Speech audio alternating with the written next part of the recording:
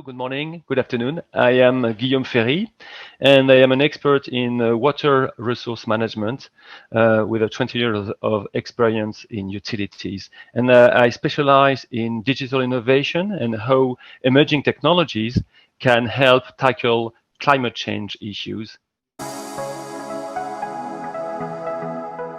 Well, economic activity has an impact on the environment. It can be both direct or indirect through the product life cycle or even integrating externalities. So nowadays, everybody knows that. And there are plenty of tools, methodologies, and frameworks to evaluate the impact of an activity. Not to mention the data explosion that comes with it now that fuel all these tools. And this comes as a common language to help people understand the way their production impact the environment, but also enable some audits and open the door to better communication and transparency.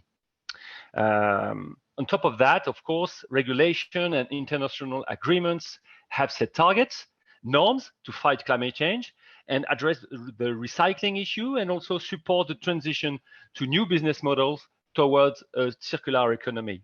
So at the same time, managing impacts is also a powerful level to improve processes, enhance product design, and optimize production. So there are multiple benefits, internal or even external. And in parallel, the rise of sustainability accounting across the value chain is also accelerating the need for accurate data to align with those objectives. So being specific in the commitments, for me, is the only way to meet the needs for transparency and open communication with the stakeholders and the entire community. And thanks to the myriad of tools, guidelines, being specific has never been so easy.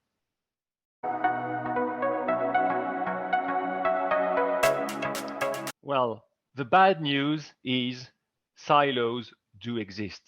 And based on my experience, they are everywhere, based on culture, organization structure, functions, and also now are mirrored by the technology and software architecture across companies.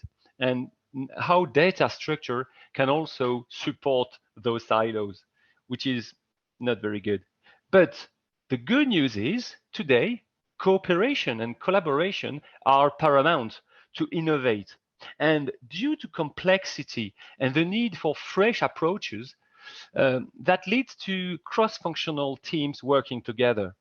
So the good news is companies need to be more open, not only on their ways of working, but also across systems, processes, and the way they implement projects. We've heard about the agile approach and transversality.